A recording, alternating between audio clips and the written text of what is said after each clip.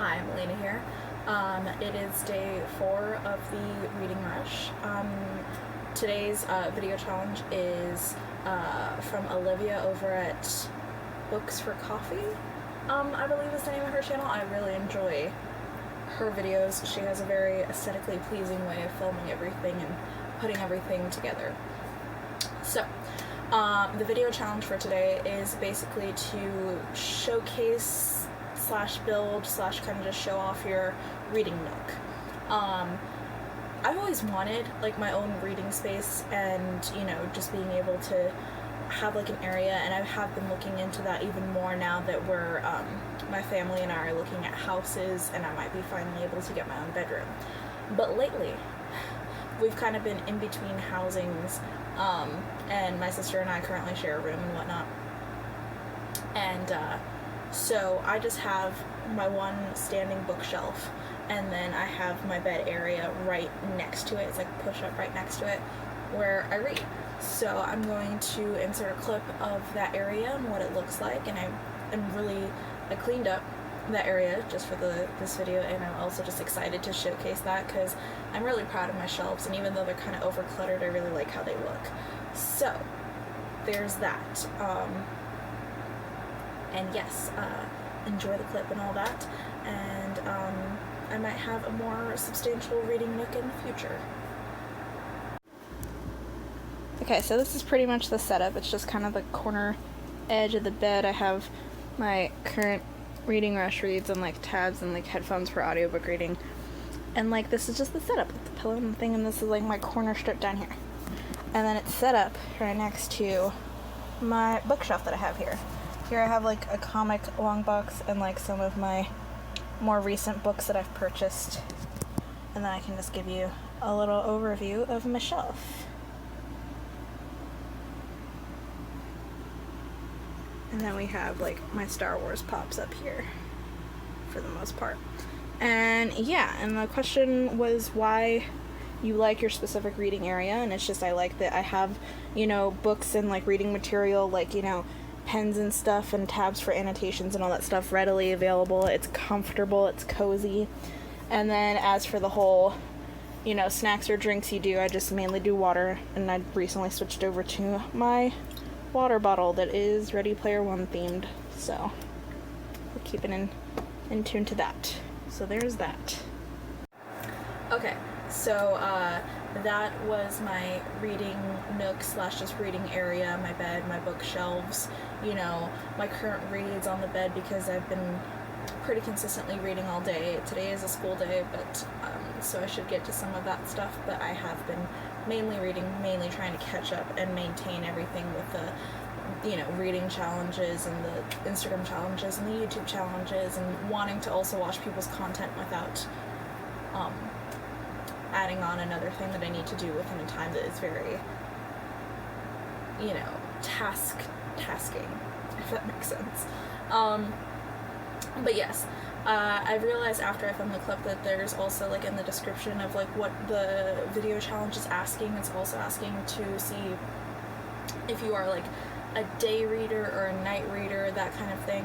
I think it depends on the day of the week. I mainly like reading at night, which I think is more common for people, just because it's after I get out of school or after I get out of work, I can just come home, you know, and just unwind in my room with a book, or if it's too late and, like, you know, my sister's sleeping or something, I can have a reading light and read a book.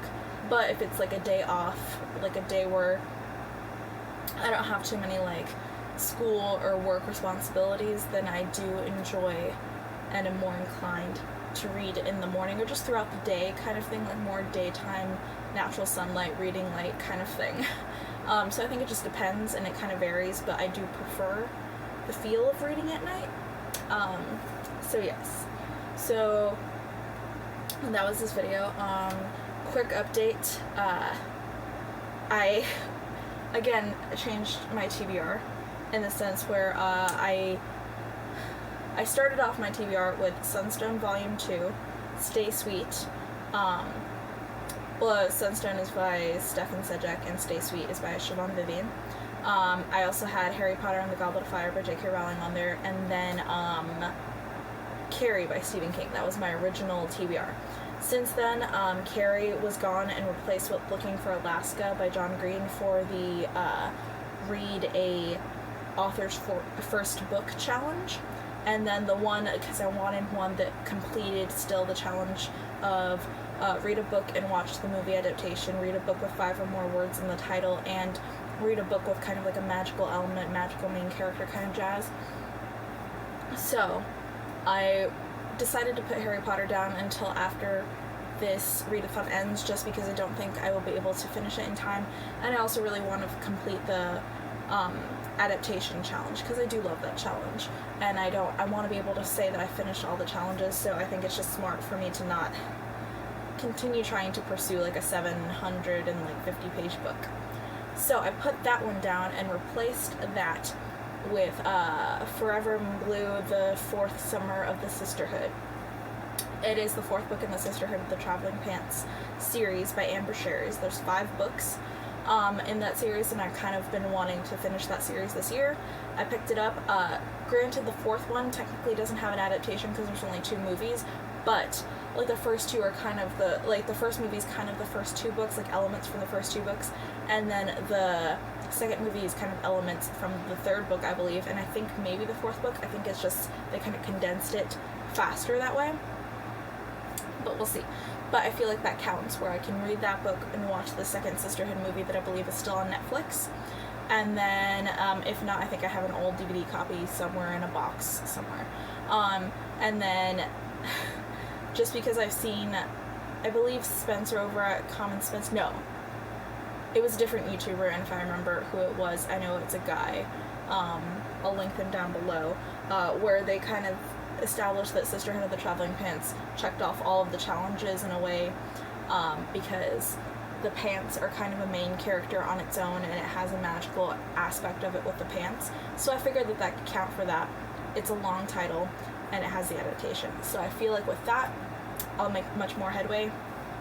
I'm about 60 or 70 pages maybe into Looking for Alaska, and I'm about 60 or 70 pages into the Sisterhood one. The Sisterhood one should also fly by a bit more easy for me, like in terms of when I go to work and stuff, because that is the only book that I've been attempting to put on my TBR that my library app has as an audiobook. So it's going to be so helpful to have an audiobook on my TBR. These audiobooks fly by, especially like they're only like, I believe this one's only 9 hours long, and then on like 1.25 or 1.5 speed, it's going to be even less. So I'm excited to fly through that. Looking for Alaska, while a bit more dense in its writing and not as quick as something like the Sisterhood of the Traveling Pants books, is still going by pretty fast. I'm enjoying it. It feels very similar to Paper Towns. I know that one was written, Looking for Alaska was written first, but they do feel very similar in nature, but I do still like the writing and the characterization and all of that. So I will give you another update for like everything tomorrow, and give you the video challenge for tomorrow. Please be sure to like this video if you liked it, and subscribe if you would like to see more of my face and my books. And you know, I post videos every single day for the reading challenges for the Reading Rush, and I'm going to try to be more consistent, which is my overall upload schedule after this. So, you know, stay tuned and, you know, be excited for that. So thank you.